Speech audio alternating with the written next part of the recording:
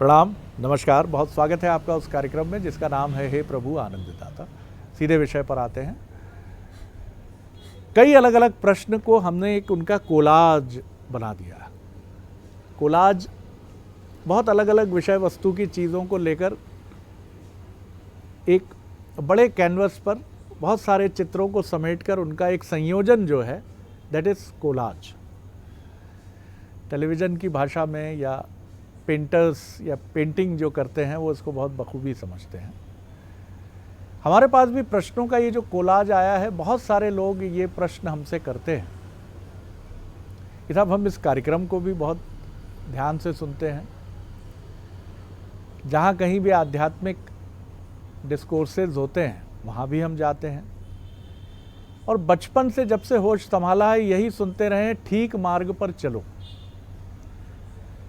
लेकिन ये हो नहीं पाता। थोड़ी देर के लिए ध्यान जुड़ता है कि क्या कह रहे हैं गोस्वामी जी, ओहो हो सत्य चिंतन की बात कर रहे हैं, अच्छा, बिल्कुल ठीक है, पतन की तरफ नहीं जाना, उत्थान की तरफ जाना है। लेकिन ऐसा लगता है कि हमारा मन किसी मशीन की तरह उसका सॉफ्टवेयर बना दिया गया है।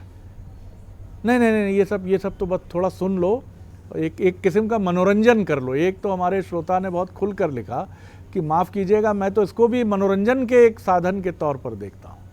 बस ये मनोरंजन विकृत नहीं है कई मायनों में, ये मनोरंजन थोड़ा सा भी है, कम से कम हमें थोड़ी देर के लिए हमारे तपते हुए मन को किसी ठंडे पानी के छींटे सी अनुभूति कराता है। लेकिन जैसे ही ये समाप्त होता है कोई असर नहीं देखता। और कई लोग तो कहते हैं कि हम सुनते हुए भी नहीं असर अपने भीतर उत्पन्न कर पाते। हमें ऐसा लगता है कि जैसे हम सुन रहे हैं, इधर से सुन रहे हैं, इधर से इस कान से निकला चला जा रहा है सब कुछ। जैसे इतना हमारा, या तो हम इतने भ्रष्ट हो गए हैं कि ये सारी चीजें हमारे मन पर कोई असर ही नहीं डाल रही। यह हमारे मन को इस तरह से तैयार कर दिया गया है कि ये सब बहुत मत सुनो, ये तुमको विचलित करेगा, तुमको परेशान करेगा। और कुछ लोग ये भी कहते हैं कि जो बातें आप कहते हैं वो सारी कमजोरियां तो मुझे मेरे भीतर दिखती हैं, तो मैं डरने लगता हूं। अरे मैं तो चिढ़ता हूं भाई, मैं तो अपने साथियों से चिढ़ता हूं, मैं तो अपने पड़ोसी से चिढ़ता हूं, मैं तो अपने परिवार से चिढ़ता हूं। ऐसे में मैं इनकी बातें सुनूंगा तब तो मुझे लगेगा सबसे भ्रष्ट और कपटी व्यक्ति तो मैं ही हूं, तो मैं क्यों सुनूं, और सुनकर भी अनसुना कर दूं। ये वाकई बड़ा गंभीर विषय है, क्योंकि जीवन में स्वांग करने से अधिक कष्टपूर्ण कोई प्रणाली नहीं। किसी कपटी व्यक्ति को सत्संग में आप बिठा दीजिए तो वो यही कहेगा कि साहब मुझे कोड़े मारने जैसी अनुभूति 2 घंटे होती रही, क्योंकि सारी बातें तो मेरे ही खिलाफ थी। वहाँ जिस शैतान की चर्चा हो रही थी वो तो मैं ही हूँ। ये बड़ा विचित्र विषय है साहब। ये बात सही है कि थोड़ी देर के लिए शमशान वैराग्य हो जाता, अरे साहब सबको यहीं आना है साहब, सबको यहीं जल के जाना है साहब। थोड़ी देर आप वेंटिलेटर में कोविड 1 कोविड 2 में चले जाते हैं, अरे भैया जीवन का क्या भरोसा। 15 किलोमीटर वॉक करते थे, साइकिल चलाते थे, लेकिन बस जैसे ही हॉस्पिटल का दरवाजा छूटा, हेलो शेयर बाजार क्या बोल रहा है, हैं? अरे कैसे यार तुमने तेजड़ी ऐसे खरीदारी करते हो यार तुम। यानी कितना कम असर रहता है वेंटिलेटर का, शमशान का दरवाजा, शमशान का छूटा, शमशान भी छूटा। ज़्यादा बोल गया सर, क्षमा कीजिएगा, ये सब विद्वान वक्ता से हम समझेंगे। मेरी भी भावना थी, आप मुझे भी समझिए उन लोगों में जो अपने को सुधारना तो चाहते हैं, लेकिन कई बार रंगमंच की घंटी संसार की ऐसी बजती है कि सब छोड़ के फिर नाटक करने लगते हैं। तो आज इस नाटक पर कैसे ये नाटक छूटे और जीवन स्वांग न बने, जीवन एक सिद्धता की तरफ बढ़े, तप की तरफ बढ़े, जप की तरफ बढ़े, और मन निर्मलता की तरफ बढ़े। क्योंकि उसका कुछ सूक्ष्मांश तो मैंने भी महसूस किया है कि वो शुद्धि जब हो जाती है तो मन बार बार कहता है कि वैसा अनुभव ये नहीं था, वैसा अनुभव नहीं था। चलिए, विद्वान वक्ता, मानस मर्मज्ञ, भगवद गीता के अध्येता प्रोफेसर डॉक्टर सुरेंद्र बिहारी गोस्वामी सर्वश्रेष्ठ व्यक्तित्व हैं इन प्रश्नों के, ढेर सारे प्रश्नों के उत्तर देने के लिए। प्रणाम करता हूँ जी। आपकी बड़ी सुंदर विवेचना थी और आपने उस विवेचना में बहुत सारे तथ्य अलग अलग दिशा के रखे, उत्तर दक्षिण पूर्व पश्चिम सब प्रकार के उसमें आ गए। मुझे एक छोटी सी घटना याद आ रही थी कि मेरे एक चिकित्सक मित्र हैं, वो अंग्रेजी में कहते हैं ENT एक्सपर्ट हैं। हाँ जी, नाक कान गला रोग विशेषज्ञ, कान के भी वो बड़े अच्छे विशेषज्ञ जी, हैं। जी, तो हम उनके साथ बैठे हुए थे, इस बीच एक व्यक्ति आया और उन्होंने कहा कि साहब बहुत चक्कर लगा लिए, कान का दर्द, कई गोलियां खाई, कई दवाई, कई ड्राप डाले, लेकिन ये कान तो हमारा ठीक हो ही नहीं रहा है। तो हमने आपके बारे में सुना है, आपके पास मशीन आ गई है, तो आप देखिए कान में क्या है। उनने देखा कान, अरे बोले ये तो आपके कान का पर्दा फट गया है, कान का पर्दा फट गया है, एक सर्जरी कर देंगे, एक पर्दा लगा देंगे, ठीक हो जाए। तो मैंने उससे कहा कान में पर्दा भी होता है? उन्होंने कहा पर्दा होता है। अब मैं तो चिंतनशील प्राणी हूँ, मैंने सोचने लगा कि ये कान का पर्दा ईश्वर ने जो जिस भी वैज्ञानिक कारण से बनाया हूँ, फिल्ट्रेशन के लिए, छानने के लिए, सुरक्षा के लिए, तो वहाँ मुझे ध्यान आया नहीं नहीं नहीं नहीं नहीं, नहीं। मनुष्य के कर्ण को भी कर्ण पिशाचनी जब प्रवेश करने लगती है, कर्ण पिशाचनी का अर्थ होता है विषया शक्ति, तो जब प्रवेश करने लगती है तो परमात्मा ने उस कान में एक फिल्टर रख दिया है। कर्ण पिशाचनी प्रवेश करती तो उस फिल्टर में से क्या झड़ता है कान में जाने के पहले, ध्यान रखिएगा, वो फिल्टर है। वो फिल्टर किसका है? विश्वास का फिल्टर है।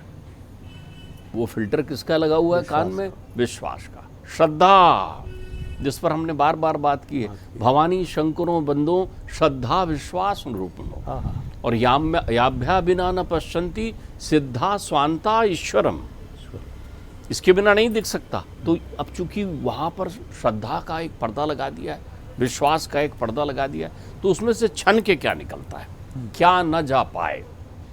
हमारे जीवन में भी अनेक विडंबनाओं में हम एक तथ्य भूल जाते हैं। जैसे बीमारियों में बड़ा वज्री बीमारी होती है, कुछ व्याधि आते हैं संसार में जिनकी चिकित्सा नहीं होती, जिनका नाम सुन के मनुष्य घबरा जाता है और ये बीमारी हो गई, असाध्य है। वैसे ही परमात्मा ने अपने श्रवण शक्ति के विकास के साथ, क्योंकि महज श्रवण में भक्ति है, केवल सुन लें श्रवण को, श्रवण का अर्थ होता है सत्य तथ्य का पान करना, श्रवण कहलाता है, रसपान। देखिए ध्यान रखिए, हम तो समझते हैं, हम तो ये समझते हैं कि रसपान केवल जिह्वा से किया जाता है, लेकिन हम भूलते हैं कि हमारे मन को जो रस मिलता है वो कर्ण से मिलता है। कर्ण रसायनम, वो जाता है हृदय में। तो जब कर्ण रसायन जा रहा होता है तो उसके साथ एक विशेष प्रकार का तथ्य भी जा रहा होता है। शिव जी जब मैया सती नया स्वरूप धारण करके पार्वती के रूप में आ गई और राम कथा सुनने लगी, तब शिव जी इस कचड़े के बारे में सबसे पहले बताते हैं। बड़ी सुंदर बात कहते हैं, यद्यपि आशंका की नहीं सोई, यद्यपि आशंका, उन्होंने कहा कि ये संशय, ये शंका तुमने बहुत अच्छी की है, यद्यपि आशंका की नहीं सोई और कहत सुनत सब कर हित होई। उन्होंने अपनी आशंका व्यक्त की किसी प्रक्रिया में, उन्होंने कहा बहुत अच्छा कहा, इसको कहने और सुनने से सबका हित हो जाएगा। फिर उन्होंने सावधान किया, जो नहीं सुने राम गुण गाना और श्रवण रंद ही भवन समाना। तो उसका जो कान है वो कान नहीं है, फिर तो वो विषय रूपी सर्प जाने के लिए, क्योंकि अब झिल्ली कट गई है ना, तो सीधा प्रवेश करेगा। कौन प्रवेश करेगा? शंका। हमारे जीवन में माया पिशाचनी इसी शंका को लिए डोल रही है। हम प्रत्येक तथ्य में संशयवान हो गए, वो शंका हमारा पीछा नहीं छोड़ती और हम समझ ही नहीं पाते कि ये कब आके लग गई। यही वो शंका है जो बैठाती आपको कहीं है, पहुंचाती आपको कहीं है, वो श्रवण के मध्य आती है आपको। ये संशय है आपके जीवन में, क्योंकि आपको संशय है उसके अस्तित्व पर, आपको संशय है किसी के समझाने और बताने पर, आपको संशय है दूसरे की बुद्धि पर, आपको संशय है स्वयं की समझ पर भी। तो आ गई है ना शंका, ऐसी व्याधि बनकर जिनकी औषधि नहीं है। अब इसको दूसरे रूप में बाबा तुलसी इस संशय की कथा कहते हैं। तो वो कहते हैं, भाई खेत में बहुत अच्छा पेड़ लगा दिखते हैं वो, और वो बीचों बीच पेड़ लगा है और चारों तरफ फसल है।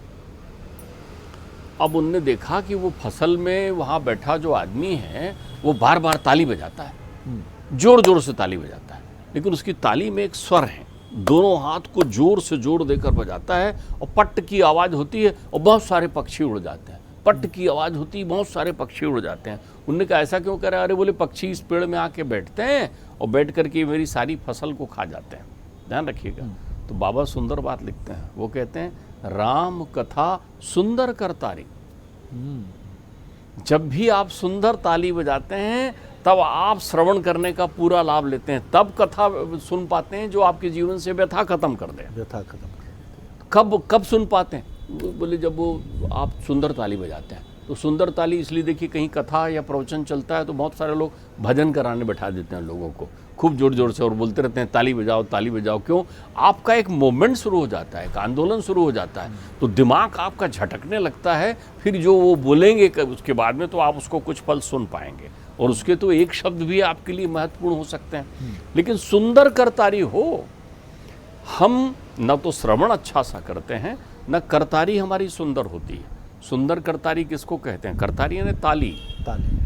जब दोनों हाथ के बराबर दबाव से हम जोर से आपस में हाथ को बजाते हैं तो जो स्वर निकलता है उसको सुंदर करतारी कहते हैं। लेकिन हम ताली ऐसा बजाते हैं, एक हाथ नीचे एक हाथ ऊपर, या केवल छू रहे हैं और आवाज़ नहीं आ रही है, यानी वक्ता तो बोल रहा है, आपको आनंद नहीं आ रहा है, आपको आनंद आता लेकिन वक्ता नहीं बोल रहा है, तो आपकी ताली बिगड़ जाती है। उसको बाबा कहते हैं एक ताली श्रद्धा की, एक ताली विश्वास की। एक चीज़ गोस्वामी जी मुझे ये समझाइए, जैसा आपने बहुत सुंदर कहा कि कान का पर्दा, ईश्वर की राह में तो कोई पर्दा नहीं है, फिर भी ये किस तरह का फिल्ट्रेशन है कि अधिकांश लोग छन्ने के इस तरफ ही खड़े रहते हैं? बहुत सुंदर प्रश्न। इसका उत्तर इतना सहजता से आप समझने देंगे। ईश्वर ने अपनी तरफ से आपको छन्नी दे करके छानने की प्रक्रिया देने के लिए ही श्रवण रंध बनाया, आपको सुंदर दिया। और खाली ये नहीं दिया, आप ध्यान रखिए, कर्नाटके वृद्धिम कर्नाटके गता, यहीं से आपके जीवन की वृद्धि होती है, यहीं से ही रसायन आपको मिलता है। ध्यान रखिएगा, हमारे जो अंतर मन में श्रवण के बाद जो चिंतन की प्रक्रिया, चिंतन के बाद मनन की प्रक्रिया, मनन के बाद ग्रहण की प्रक्रिया शुरू होती है। आप ध्यान रखिएगा, श्रवण क्यों पूरा नहीं हो पाता? श्रवण पूरा इसलिए नहीं हो पाता कि वो जो फिल्टर बनाया है उस फिल्टर को शंका रूपी जीवाणु, शंका रूपी वो विषाणु उस फिल्टर को तोड़ देता है। तो तोड़ने से हमारे अंदर कचड़े आ जाते हैं, बहुत सारे मैल आ जाता है, मवाद आ जाता है। कौन सा मवाद? विषयों का। तो परमात्मा ने सावधान करते हुए कहा है कि संशय बिहग उड़ाव निहारी, तू श्रद्धा और विश्वास रख, तो क्या होगा? ये जो संशय रूपी पक्षी आएंगे ये उड़ जाएंगे। आपने कहा साहब आज उड़ जाएंगे फिर क्या होगा? बोले जब तेरा श्रवण पूरा हो जाएगा और चिंतन प्रारंभ होगा, चिंतन प्रारंभ होने के बाद मनन प्रारंभ होगा, अर्थात तो उसे मन में आत्मसात करने लगेगा अंतर्चित्त में, तो फिर क्या हो जाएगा? राम कथा कली बिटप कुठारी। मतलब ना हम ठीक से सुन रहे हैं और सुन नहीं रहे हैं, इसलिए चिंतन नहीं है, और जब चिंतन नहीं तो मनन का कहाँ से प्रश्न? मैंने आपको श्रवण की विधा पर हमारी आपकी जब बात हुई थी तो हमने आपसे बताया था कि हमारी दोनों तरफ से आवाज़ें आती हैं। हम भीतर की सुन रहे हैं, बाहर की नहीं सुन रहे हैं, और भीतर पाल रखा है सारे विषयों को। तो विषय तो जोर जोर से बोल रहे हैं, वो सुनाई पड़ रहा है भीतर में, लेकिन बाहर से जो जाना चाहिए वो नहीं सुन रहे हैं हम। भीतर बैठा हुआ मन बोल रहा है बहुत हो गया पिताजी की, ये कब बंद होगा लेक्चर, तो मैं यहाँ से चलूँ। पिताजी को ये आवाज़ सुनाई नहीं पड़ रही, लेकिन आपको सुनाई पड़ रही है। अरे 11 बज रहे हैं, वो श्यामू खड़ा होगा, रामू खड़ा होगा, चलो चलना है मिलने के लिए, बाजार जाना है घूमने के लिए। ये जो भीतर की आवाज़ें आ रही है, बहुत सारे लोग एक नए शब्द का प्रयोग करते हैं, उसको कहते हैं आत्मा की आवाज़। मूलतः वो बोलना चाहते हैं मन की आवाज़। आत्मा तो आवाज़ ही नहीं देती, आप समझिए, वो तो साक्षी मात्र है, वो क्यों कहेगी? तो हमारे मन में चूंकि विषयों ने डेरा डाल लिया है, हमारे मन रूपी वृक्ष में हजारों संशय रूपी पक्षी बैठ गए हैं, तो हम तो तर्क वितर्क और कुतर्क लिए ही बैठे हुए हैं। हम स्वयं ब्रह्म बन चुके हैं, ऐसे ब्रह्म जिनके पास निष्णात विषयों का अनुभव है और जो समझते हैं कि जिस पल मैं हूँ वो पर्याप्त है। तो ध्यान रखिएगा, जिसमें श्रवण शक्ति है, जो सुनना जानता है, सुनना की कला समझता है, जो, क्योंकि जो नहीं सुनेगा तो क्या प्रक्रिया हो जाती है? अति विचित्र रघुपति चरित, अति विचित्र। यहाँ बात समझिए मेरी बात, उसको अति विचित्र क्यों लगता है? अपन कहते हैं देखो भैया पार ब्रह्म परमेश्वर हैं और उनके जो है श्वासों में जो है वेद पुराण निकलते हैं, वेद ही उनका बनाया हुआ है, परमेश्वर सब तरफ हैं।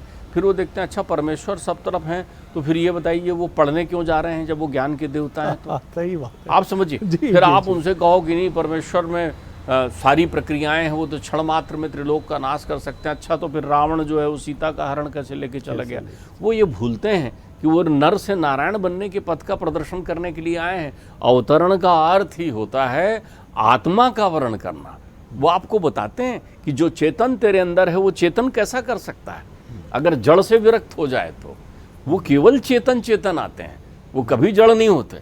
इसलिए उनकी कथा कहानियों में ये कहीं नहीं लिखा हुआ है कि उनके दांत टूट गए, बाल सफ़ेद हो गए, गिर गए, वो उनको दुनिया की आधी व्याधि या बीमारियां हो गई। इसका वर्णन नहीं, क्योंकि वो केवल चेतन चेतन है। तो तुम्हें ये बताने आते हैं कि तेरे अंदर मैं बैठा हूँ उस चेतन रूप में, तो तू जड़ता को आवरण देना आवश्यक है।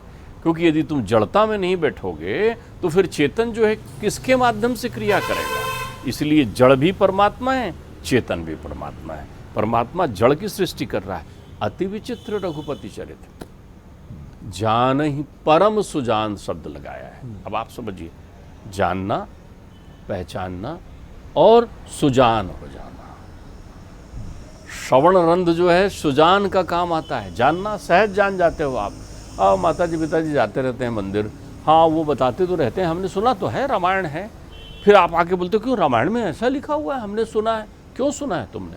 रामायण तो तुम्हारे पास है, क्या तुमने रामायण को सुना है किसी से? अब आप केयर आपकी प्रक्रिया बना ली हो ना, शंकालु हो गए हो आप, आपके चित्त में शंका है तो आपने केयर आप बना लिया। जहां रामायण पर चिंतन चल रहा है वहां नहीं जा रहे हो, लेकिन जो उसे नहीं जान रहा है उसका सुना हुआ किसी ने कह दिया तो घर में आ रहा है हमने सुना है रामायण में ऐसा लिखा हुआ है। आपने तो बहुत सारी वो सुनी बातों को अपने जीवन में ग्रहण कर लिया है। ध्यान रखिएगा, श्रवण की और सुनने में बहुत अंतर है। सुनना अपरोक्ष हो सकता है, श्रवण सीधा होता है। श्रवण का महत्व तभी है जब वो मनन में काम आए। ठीक बात। जब तक आप उसको मनन की विषय वस्तु नहीं बनाओगे तो मनन करने से आप क्या हो जाएगा, आप जानना पहचानने लगोगे। मनन से पहचान बनती है आपकी। जब पहचान बन जाएगी और आप कहोगे अच्छा अरे ये बात है, कौन सा ऐसा जीवन की समस्या है जिसका समाधान वेद पुराण शास्त्र और संतों के बीच नहीं है।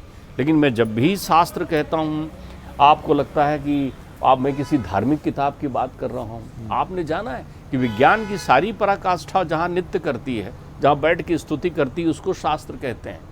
जो अकाट्य है, उसके लिखे एक शब्द को काटने की कोई व्यवस्था संसार में वर्णित नहीं है। एक शब्द को तो आप जाओ तो खोलो तो उसको पढ़ने की कोशिश तो करो। आपको लगता है वो संस्कृत में लिखा है, तो भैया हिंदी में भी लिखा हुआ है, उसमें आपकी भाषा में भी लिखा हुआ है, उसमें आप उसको मनन करने का प्रयत्न तो करो। यही मनन, तो आप सुजान बन जाओगे। एक धूम्रपान पान करने वाले व्यक्ति को मैंने देखा, वो एक खोखा हाथ में लिया हुआ था, उसके अंग्रेजी में लिखा हुआ था cigarette is smoking is injurious to health. ये नुकसानदायक है स्वास्थ्य के लिए लिखा हुआ था। तो वो खाली लिखा हुआ है ना, आप जानते हो अभी उसको, लेकिन ना पहचान भी जाओ तो ना मानते हो ना सुजान बनते हो। तो आप अभी सुजान थोड़ी हैं, आप जानबूझकर वही करना चाह रहे हैं जो आपको वो शंका पिशाचनी करने जा रही है। आपके मन में यही संशय है जीवन के प्रति। आपने कभी असंशयवान अपना जीवन बनाने की का उद्देश्य ही नहीं रखा। आप कभी समर्पित अविरल बहना ही नहीं चाहे। आप तो कुआं में बैठ जाते हो जाकर, आप तो एक तड़ाक बना लेते हो अपने आसपास में। बिल्कुल ठीक बात है। तो उस स्थिति में आपकी जो श्रवण क्षमता है, आपकी जो समझ, तो श्रवण एक कला है जिस पर हमने आपसे बात की थी। भीतर की आवाज़ें जब बननी हो जाए तब आप श्रवण करने लगेंगे। दूसरा, एक बात आप ध्यान रखिए, आपके मानने या न मानने से सर्वमान्य नहीं बदलता। बिल्कुल ठीक। जीवन छोटा है, आप बहुत कुछ मत करिए। आप उन व्यक्तियों को देखिए जो 25 साल पहले बकवाद किया करते थे। बकवाद शब्द का उपयोग आप समझ रहे हैं ना, बातुल भूस विवश मतवारे, जो कहते घुमा करते थे, उनके जीवन को देख लीजिए आप। 25 साल के बाद क्या हुआ। तो जो वास्तविक जीवन है, यथार्थ जीवन है, पुराण शब्द को सुनते ही आप ये मत समझिए कि पुराण मतलब ये धर्म की किताब है। पुराण का अर्थ होता है इतिहास। दो युवक बात कर रहे थे, देखो साहब इतिहास तो वो कहलाता है, देखो उनने लिखा है इतने ईसा पूर्व इतने बाद, हमारे यहाँ इतिहास में कहाँ है। अरे भाई इतिहास को संस्कृत में पुराणा कहते हैं। तो आपने पुराण को तो हाथ जोड़ने वाला ग्रंथ समझ लिया क्योंकि आपने श्रवण नहीं किया है। तो आप समझिए हमारे संपूर्ण इतिहास को 18 पुराणों में लिखा है, उसमें बताया है उनके पिताजी कौन, उनके पुत्र कौन, वो कहाँ गए थे, वो किधर आए, उनके जीवन में क्या हुआ, तो उसको सुगमता से समझाने का प्रयत्न किया है। देखिए बहुत महत्वपूर्ण बात हम इससे समझ पाए हैं कि हम जो कुछ सुन रहे हैं वो भीतर से सुन रहे हैं। भीतर कौन बोल रहा है? विषय से भरा हुआ मन। बाहर से जो आवाज़ें हैं वो चाहे गोस्वामी जी की आवाज़ हो या और भी इस तरह की जितनी आवाज़ें हैं, वो आवाज़ें कान से टकराती तो हैं लेकिन बहुत थोड़ी देर के लिए हमारे मन को बदलती है। क्योंकि भीतर की आवाज़ कहती है धन कमा, छल प्रपंच में रत रह, नहीं तो दुनिया लूट लेगी। आप तो लगे रहो जो कर रहे हो। और यही हमने सीखा है। इसीलिए आप में से ये देखिए कितनी सुंदर बात गोस्वामी जी की मुझे लगी कि हम में से कितने लोग हैं जो स्व प्रेरणा से क्षमा मांगते हैं, या हम कातर भाव से ये कहते हैं मुझसे गलती हुई। क्षमा मांगने के पीछे भी रणनीति होती है। नौकरी ना चली जाए, पिताजी जायदाद से वंचित ना कर दें, या आदर सम्मान की बात है, माँ ने कहा है बड़ी अभद्रता की है पिताजी के साथ। दोस्त भी कह रहा था यार ऐसा मत करो, पिताजी को श्राप आप दे देंगे तो मुसीबत हो जाएगी तुम्हारे लिए, पिता माता पिता की बद्दुआ बहुत लगती है। तो आपके रोंगटे खड़े होते। रोंगटे इससे खड़े नहीं हुए कि आपने अभद्रता की है, वहाँ भी व्यवहारिक पक्ष है कि जैसे एक ज्योतिषी कुंडली देख के कह देता 21 शनिवार यहाँ जाना, अरे साहब मजाले एक नागा हो जाए आपसे, एक दिन छूट जाए, क्योंकि वहाँ तो शनि खड़े हैं ना। जैसे ही आँख मुदती है वैसे ही शनि जी का विकराल स्वरूप दिखने लगता है। डर, यानी आपके नेक नियति के पीछे भी क्या है? तथाकथित रूप से डर। मुझे एक बहुत सुंदर नाटक याद आता है जिसमें दो पात्र जो एक दूसरे को धोखा देते हैं, वो एक दूसरे के साथ स्वांग करके गले मिलते हैं।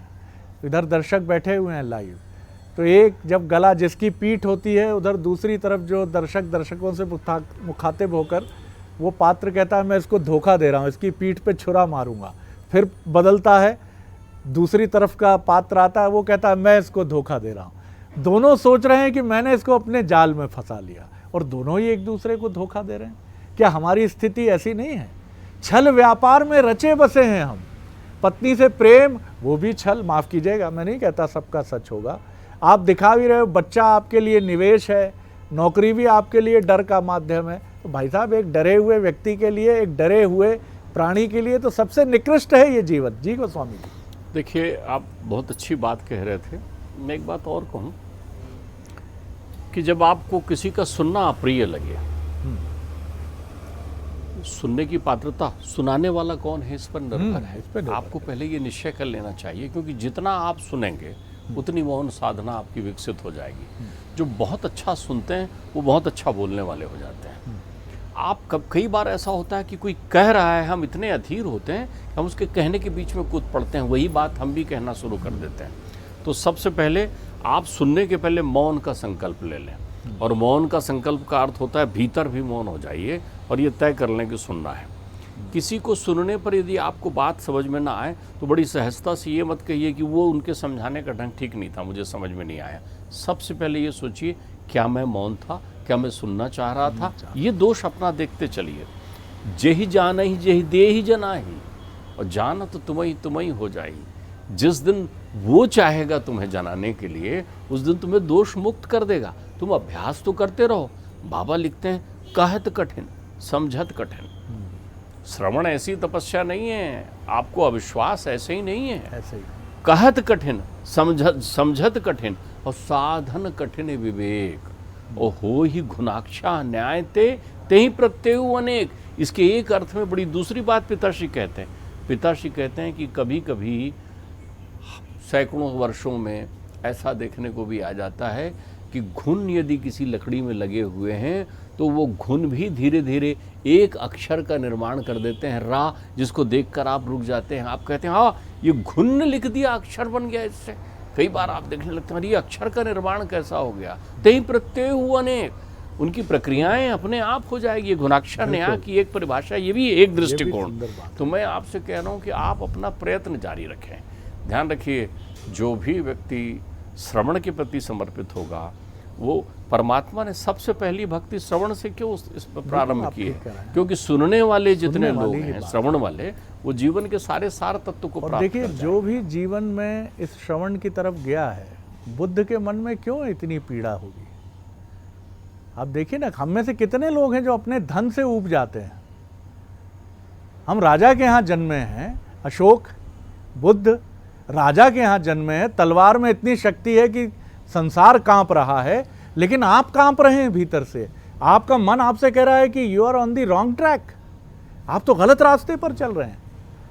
अर्जुन थर थर कांप रहे हैं युद्ध में।